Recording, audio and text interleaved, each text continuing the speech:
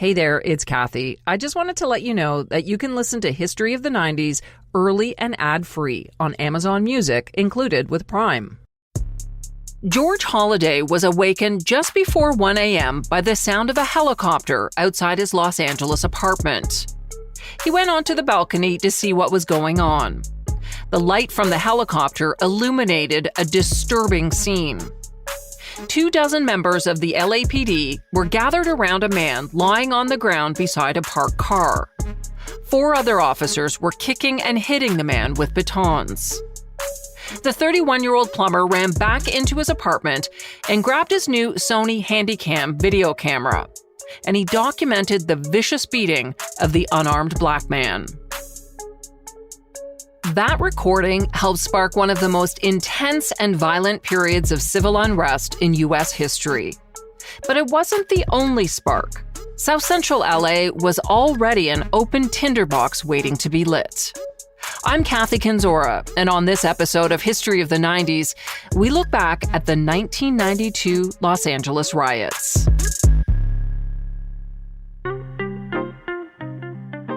Just after midnight on March 3, 1991, Rodney King and his friends Bryant Allen and Freddie Helms were in King's 1987 Hyundai XL, heading west on the Foothill Freeway in the San Fernando Valley of Los Angeles.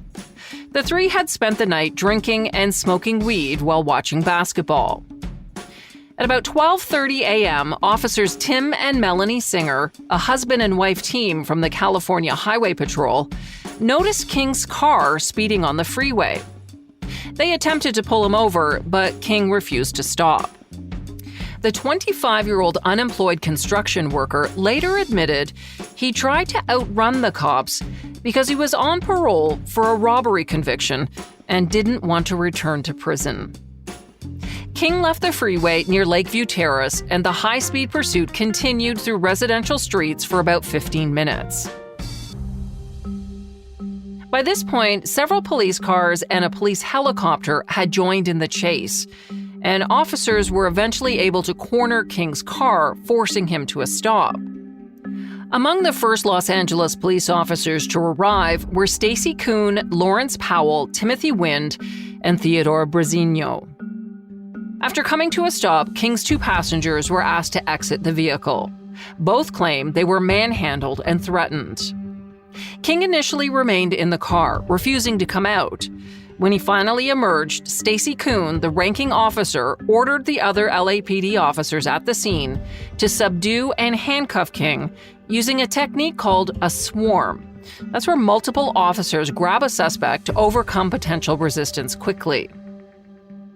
At this point, George Holliday, the amateur videographer, was filming as King was tasered, kicked, and hit 56 times with solid aluminum batons. He was left with a fractured skull, broken bones in his face and leg, shattered teeth, and permanent brain damage. The shaky video is hard to watch. It shows King repeatedly trying to get off the ground, only to be attacked with a torrent of baton blows. When King finally rolled onto his stomach and lay motionless, Officer Brazinho stepped on his back or neck. Then Powell and Wind began hitting King again with their batons. Wind kicked him in the neck 6 times. King said that as police were beating him, they kept saying, "What's up? What's up, killer? How you feel now, killer?"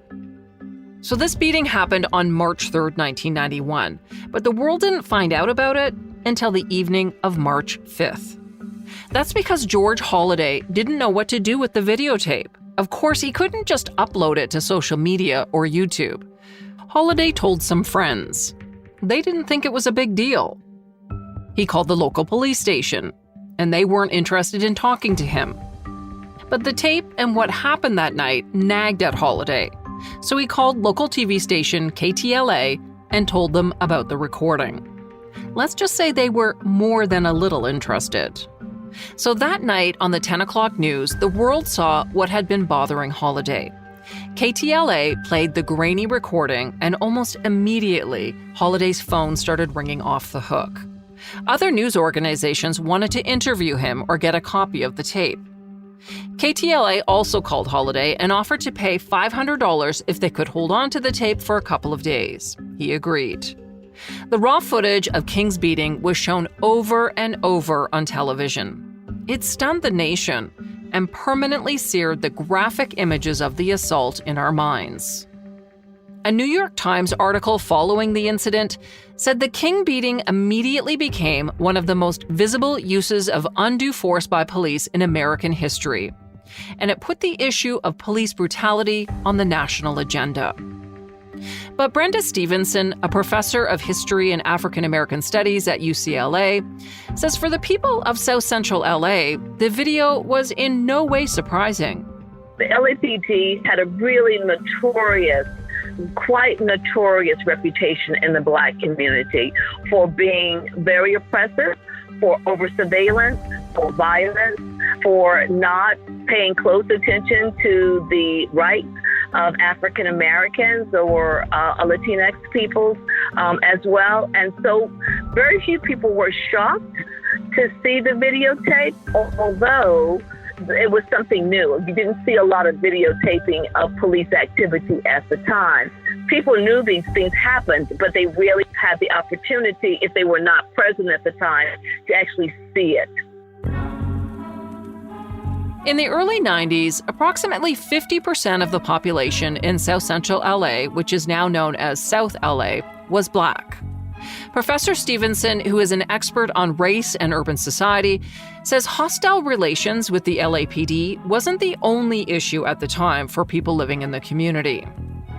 Los Angeles, particularly South Central Los Angeles, had been deindustrialized. That is, those jobs, factory jobs that Black people and Latinx people had really depended upon to move them into the middle class had disappeared and were disappearing rapidly. There were also at the same time lots of problems with gangs. Gangs were fairly notorious in Los Angeles at the time, and there was a lot of gang activity.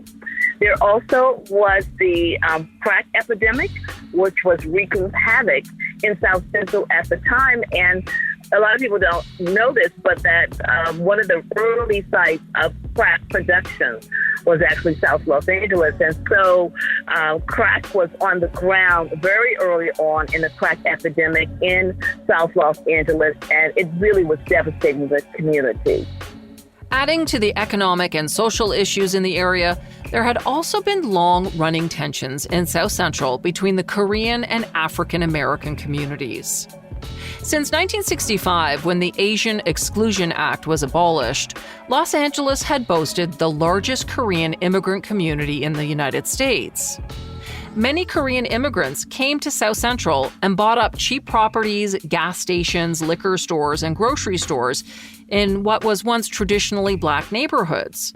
In fact, by the early 90s, 2/3 of all businesses in South Central were owned by Koreans. There was a lot of tension on the street between Korean and Korean Americans and shopkeepers and Black customers and Latinx customers as well, because there was a sense that they were being displaced in the economy by shopkeepers. The shopkeepers, they said, were not hiring them. They were disrespectful to them when they came into the shop, etc. On the other side, shopkeepers would say that customers would come into the shop, they would burglarize their shops, they would be threatening to them. There was some African Americans had been killed in various shops. Some Korean Americans had been killed by African Americans in various shops. There was a lot of tension that was going on. So what happened 13 days after the Rodney King beating was another flashpoint for African Americans in South Central LA. On the morning of Sunday, March 16th, 1991, 15-year-old Latasha Harlins went to Empire Liquor Market and Deli on South Figaro Street, near her home in South Central LA. The store was owned by Korean immigrant Billy Hong Ki-do and his wife Soon Ja-do.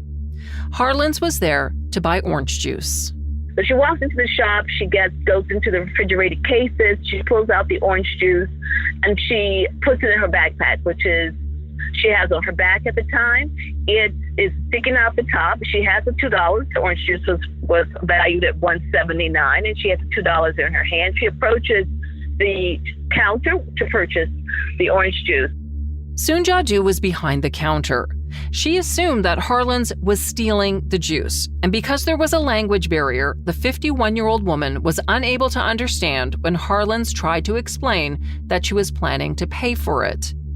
Du grabbed Harlins by the sleeve and yanked her across the counter, trying to grab the backpack. Harlins fought back. She punched Du in the face 4 times and knocked her down. So Tasha decides to give it up and she places the orange juice back on the counter. It's fallen out of her onto the floor by that time. And she puts it on the counter and she turns around and walks away. And Mrs. Du at that time, who has fallen down behind the counter in the physical altercation that they're having, stands up with a gun in her hand and she shoots. And Latasha is shot in the back of the head and dies before the ambulance actually arrives for her. When police arrived on the scene, they found the 15-year-old was clutching 2 $1 bills in her left hand.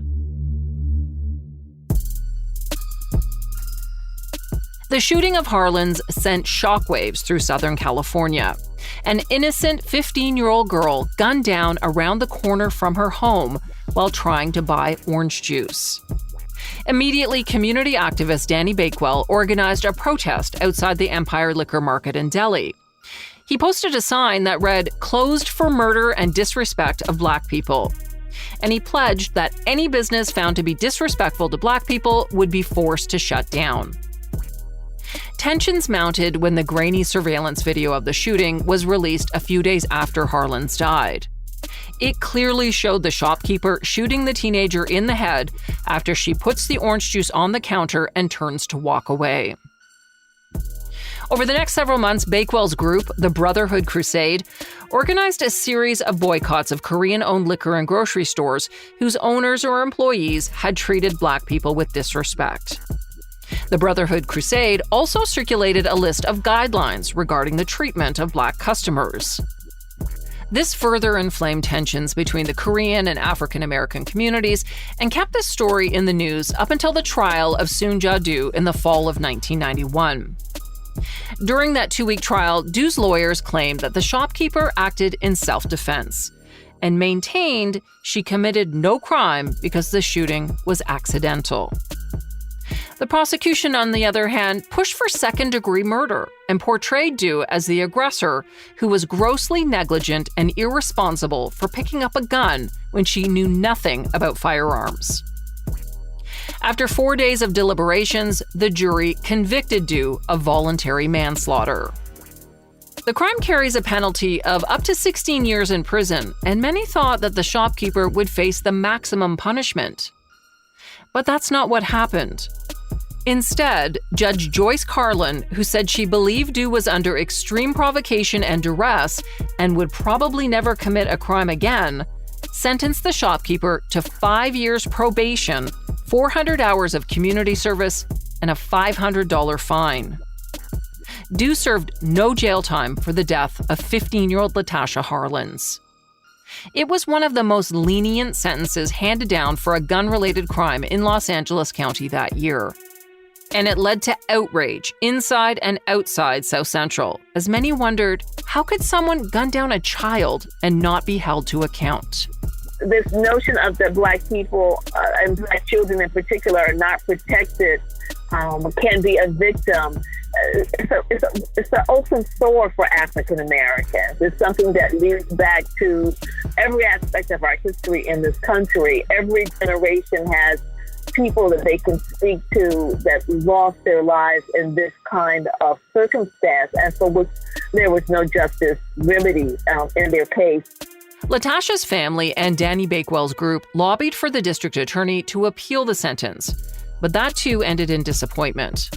On April 21st, 1992, a state appeals court upheld the sentence.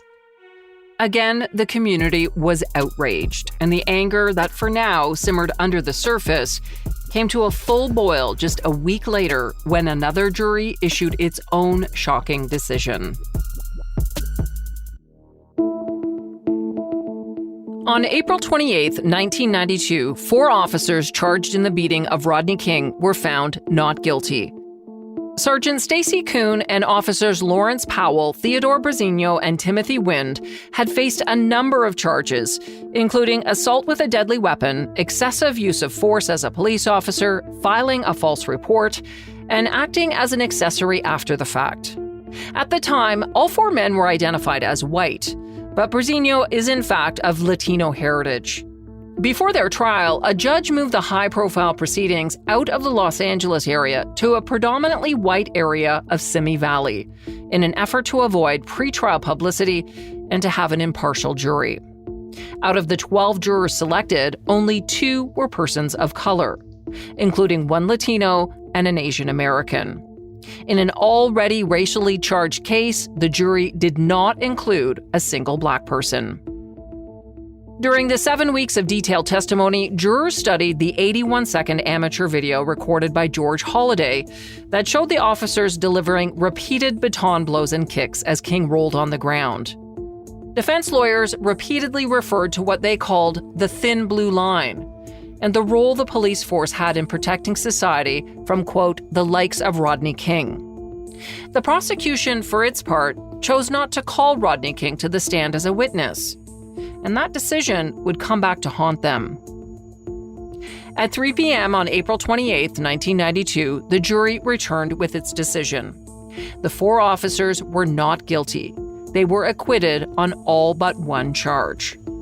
Jurors were unable to come to a unanimous decision on the excessive force charge against Powell, and a mistrial was declared on that one particular charge.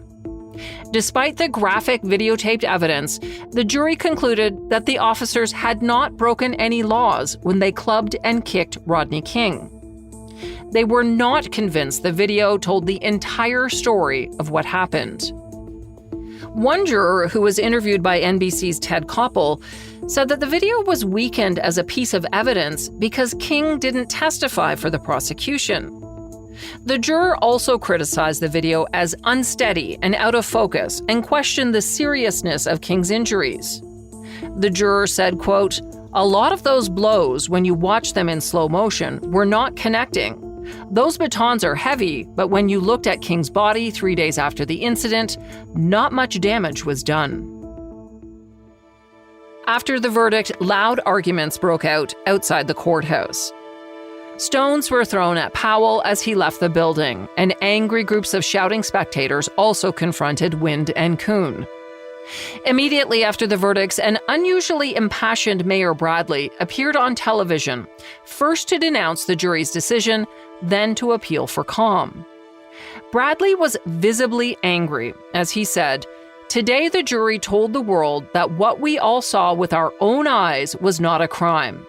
My friends, I am here to tell the jury our eyes did not deceive us. We will not tolerate the savage beating of our citizens by a few renegade cops." Bradley went on to urge citizens to express their profound outrage and anger in ways that bring honor to themselves and their community. Despite the mayor's plea, crowds gathered at police headquarters and City Hall, where they set a small fire in the lobby. By 6 p.m., 3 hours after the verdict, fury over the acquittal in the Rodney King case and the injustice in the Latasha Harlins death, along with years of racial and economic inequality, spilled onto the streets of South Central Los Angeles. And at the epicenter was the intersection of Florence and Normandy. Here's a timeline of what happened on that afternoon in April 1992. As I mentioned earlier, the verdict was handed down at 3 p.m. At 4:17, 5 young black males made a beer run to the Payless Liquor and Deli, the Korean-owned stores located just 3 blocks west of Normandy. The youths each scooped up 4 or 5 bottles of malt liquor and walked toward the entrance. Their path was blocked by the shop owner's son, David Lee. One of the youths struck Lee in the head with a bottle, and 2 others hurled bottles at the glass door of the store, shattering it. One yelled, "This is for Rodney King." From behind the bulletproof counter, Lee's father, Samuel, pushed a silent alarm button that alerted the nearby police station of the robbery. With that act, one of the deadliest urban riots in the nation's history had begun. Hundreds of people filled with fury and disbelief over the acquittal gathered at the corner of Florence and Normandy. They threw rocks and bottles at cars that passed through the busy intersection. If a car stopped, a mob of mostly young men ran onto the road, specifically targeting white and Korean motorists. Police received their first call from the intersection just after 5 o'clock. When they arrived on the scene at 5:23, they found a young black man swinging an aluminum baseball bat at the windshield of a Cadillac with 2 white men inside. Black youths cheered on the bat wielder, who didn't immediately stop at the sight of the police car. Officers arrested the young man with the baseball bat, but by now a crowd had gathered and there was a palpable mood change. People began chanting Rodney King's name. As other patrol cars arrived on the scene, they were showered with rocks and bottles. Officers were forced to call for backup, and within 5 minutes, 18 police cars and more than 30 officers were at the intersection. Officers tried to make arrests, but as they did, more and more people spilled onto the streets. It was chaos. Bottles flew everywhere. By now, helicopters from local TV stations were circling overhead. Soon, the 30 or so officers were outnumbered by a crowd of about 200. Someone in the crowd yelled, "Cops going to die tonight." Someone else said, "It's Uzi time." When Lieutenant Michael Mullen, the commanding officer, arrived on the scene, he saw his officers were being pelted with concrete, bricks, and boards. They were totally unprepared. They had no helmets, bulletproof vests, or tear gas. It was completely out of control. Lieutenant Mullen ordered a pullout at 5:43 p.m. Officers on the scene have said they thought it would be a short pullout to regroup before coming back to take control of the area. But that's not what happened. Police didn't return to the scene for 3 hours.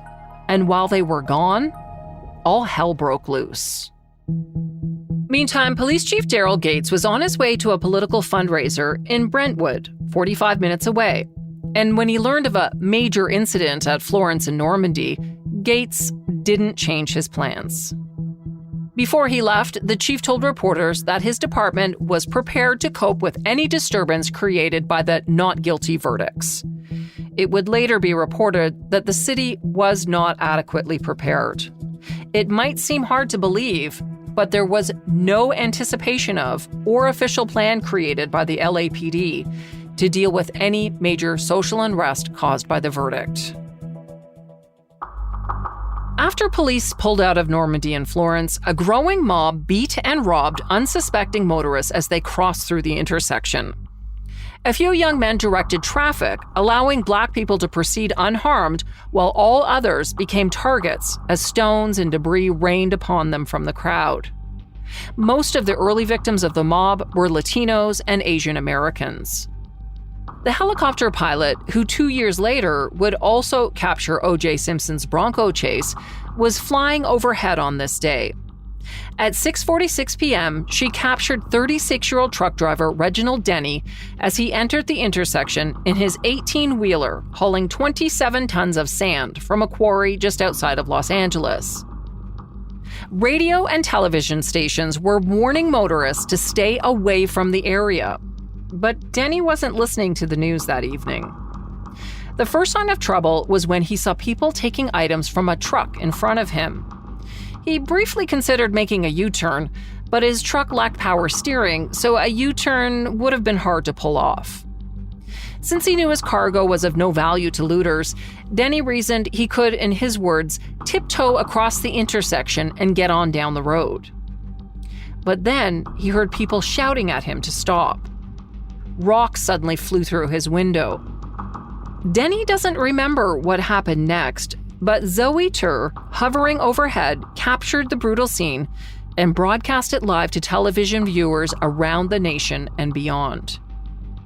We watched as Denny slowly entered the intersection. A young man yanked open the door of his cab and allowed others to pull the slightly built truck driver onto the street. They're pulling the driver out of the van and they're kicking the driver and beating the driver. The driver's only mistake was entering this area. He's been kicked in the head. He's laying in the street. Okay, this is it.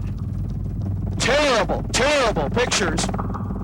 This is what all this guy did was enter this area. That's his only crime. Drivers of automobiles and trucks that enter this area can expect to, oh, look at that. Terrible. And there's no police presence down here. They will not. A young man held Denny's head down with his foot while someone else kicked him in the stomach.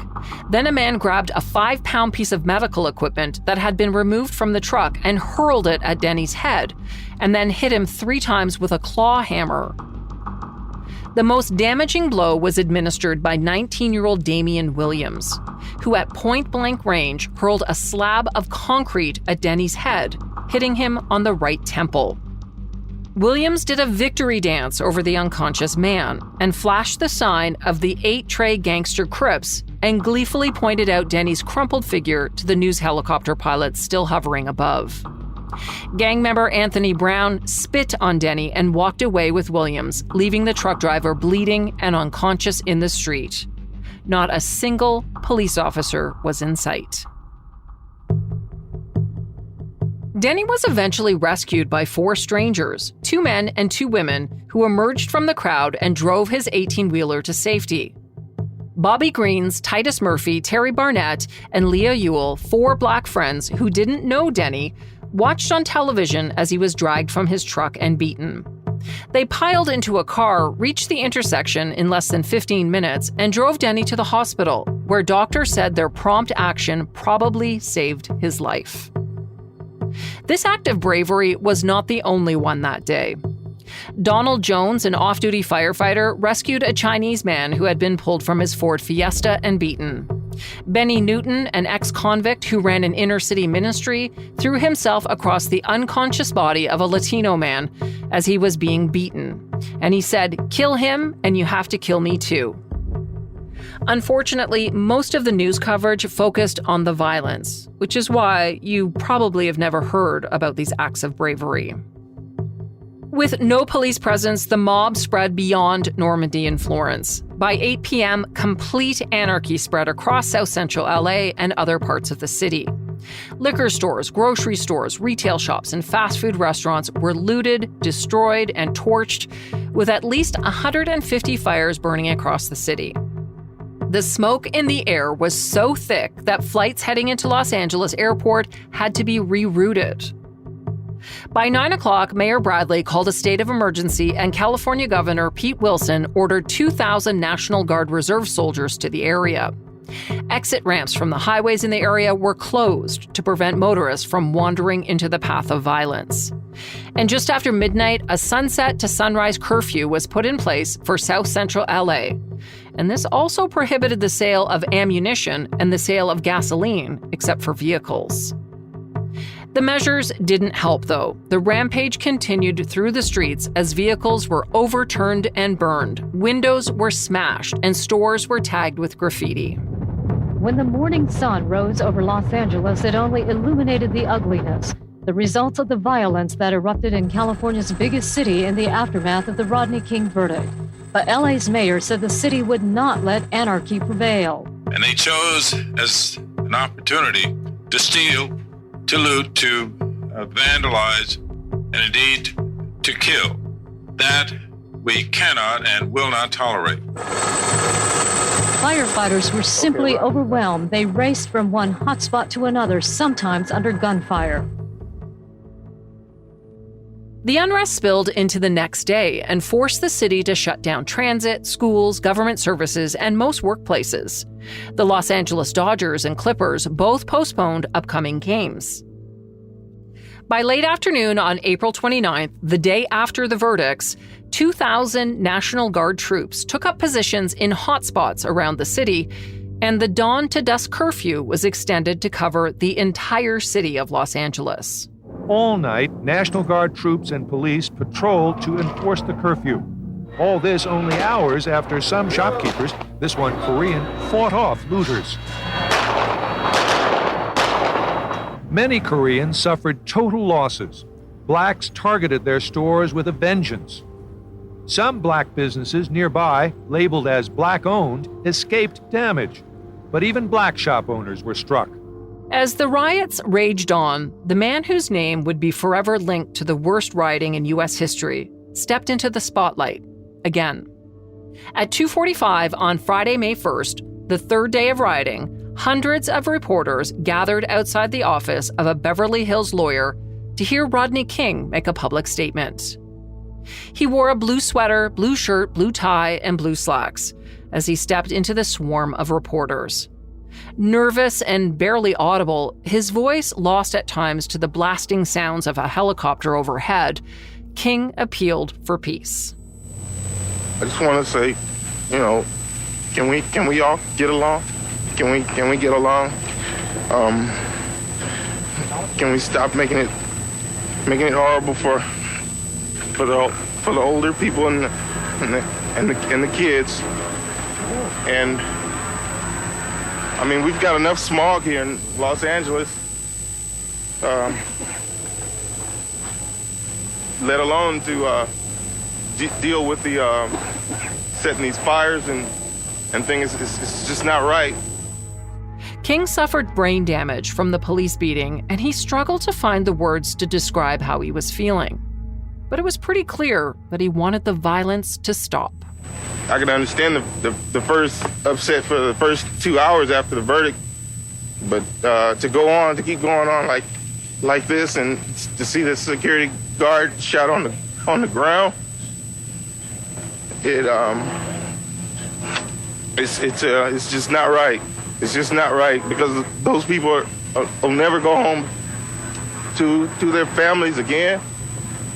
And I mean, please, we can get along here.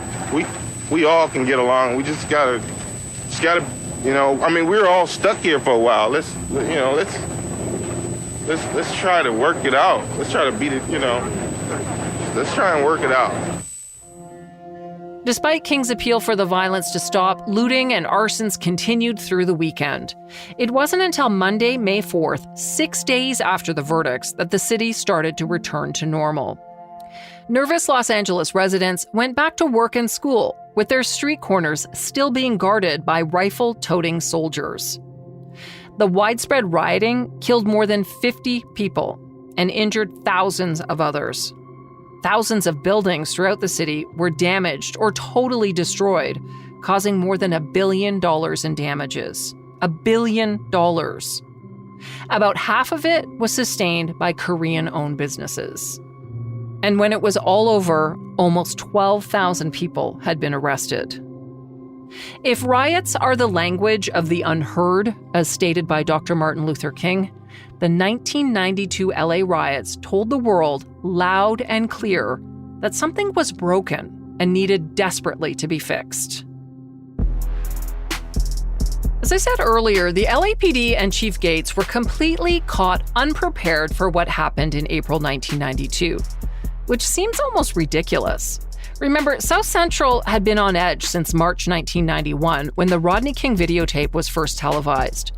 Plus, the killing and non-sentencing in the Latasha Harlins case added fuel to the fire. And the racial unrest and discontent with police in South Central wasn't new. In fact, young Black hip-hop artists from the area had been sounding off for years. In NWA's 1988 song, F the Police, the Compton-based rap group literally took the LAPD to court in their lyrics. And Ice Cube prophesized in no uncertain terms that an LA riot was inevitable in his 1991 album, Death Certificate, particularly with the songs A Bird in the Hand, I Wanna Kill Sam, and Black Korea, which references Latasha Harlins. Despite the many red flags, in November 1992, the Blue Ribbon Commission that investigated the LA riots found there was no meaningful preparation for the trouble that followed the verdicts. The commission, which was headed by former FBI and CIA Director William Webster, concluded there was no citywide planning effort, no specific coordination with county, state, and federal authorities, and indeed, no event-specific planning within the LAPD itself. 28 years later, another interaction between police officers and a Black man threw the issue of police brutality back into the spotlight. After the death of George Floyd on May 25, 2020, protests against police brutality and anti-Black racism spread across the United States and the world. And many were reminded of the 1992 Los Angeles riots. The parallels seemed obvious: looting and destruction fueled by anger over police abuses. But according to Brenda Stevenson, there is a stark difference between 1992 and 2020. At the time of 1992, it was just called a riot and criminal behavior. That was it. This time, there's a more nuanced and balanced way of looking at it. It is seen as a social justice initiative. There's a bigger attempt as well not to have looting and not to have, buildings burned. Another big change, the mayhem in 92 was largely limited to the historically Black community of South Los Angeles and in Koreatown. In 2020, organizers say they deliberately brought their anger to those they believe need to hear it the most: the white and the wealthy. When Black Lives Matter protests happened in Los Angeles, they didn't happen just in South Central. The protests went right through West Hollywood and Beverly Hills. Something that didn't change, though, was the media's failure to connect that what was happening was centered on issues of systemic racial and economic justice. The focus, once again, was the looting. I think that there will always be a focus on it. I think local news in particular focuses far too much on it because it is a present narrative. And I mean, it's something that has a tremendous amount of conflict in it, especially if they have a helicopter, that is up and is showing people doing these things. It's action. It's exciting. It's something that they believe makes good television, so they pay an inordinate amount of attention to it. That's Ryan Gaddis. He's an author who lives in Los Angeles and spent many years researching the 1992 riots for his novel, All Involved. He says the focus on looting during civil unrest by the media and others misses the point. If there are certain companies, media in particular, who would much rather focus on looting than the broader issue, then I think it's really to their detriment and to the detriment of the United States in general that we're not having a slightly more important conversation about how we can stop this from happening ever again, as opposed to once again happening on a cycle.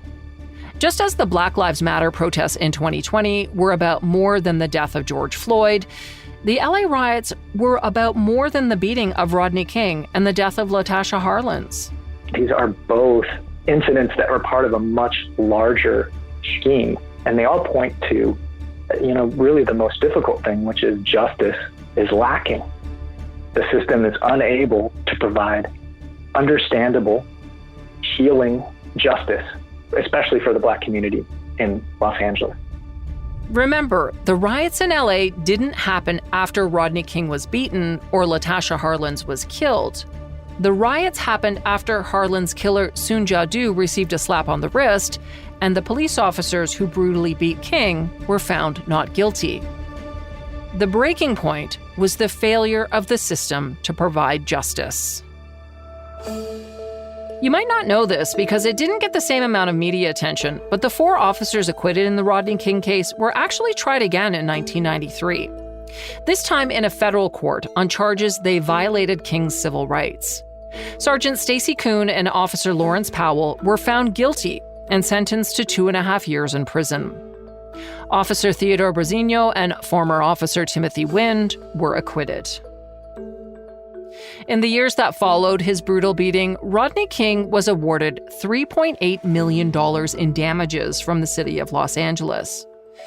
But his life was a roller coaster of drug and alcohol abuse, multiple arrests, and unwanted celebrity. Sadly, in June 2012, he drowned in a pool at his home in Rialto, California. An autopsy concluded that King was in a state of drug and alcohol-induced delirium and either fell or jumped into the swimming pool. He was 47 years old. Rodney King's name will always be synonymous with police brutality and the 1992 riots. Unlike Latasha Harlins, who is often forgotten outside of South L.A. You may not have heard of Latasha, but her name is lore in South Central. She has been immortalized in rap, song, theater, protest, film, and blogs. and increasingly invoked as one of the iconic examples of injustice toward Black women that has led to the Say Her Name movement. In addition to being memorialized by Ice Cube in Black Korea, the 15-year-old was remembered in a number of iconic songs by Tupac Shakur, including 1993's Something to Die For, which included these words: Latasha Harlins, remember that name, 'cause a bottle of juice ain't something to die for. As for the LAPD, well, at the time of this recording, the Black Lives Matter movement and their efforts to defund police seem to be gaining traction. Prior to the protests and pressure from Los Angeles residents, the mayor proposed to spend 54% of the city's general budget on police. Since the latest protests and community engagements, it's been announced that there will be a proposed $150 million cut to the LAPD budget and $250 million reinvestment in communities of color. The Rodney King case, like the George Floyd case and many others, have shown the serious issues with anti-Blackness and systemic racism in many institutions, including police. At the time of this recording, Black Lives Matter peaceful protests continue to be organized across the world, even if the media isn't reporting them as much. Thanks for listening to this look back at the 1992 Los Angeles riots and the stories of some of the people whose lives intersected with one of America's deadliest race riots. Please check out the show notes for links to my guest, Professor Brenda Stevenson. She has written several books, including The Contested Murder of Latasha Harlins, Justice, Gender, and the Origins of the LA Riots. As well as Ryan Gaddis, his novel about the riots is called All Involved. Let me know what you thought about this episode. I would love to hear from you. You can always reach me through Twitter at 1990s History. I'm also on Instagram and Facebook.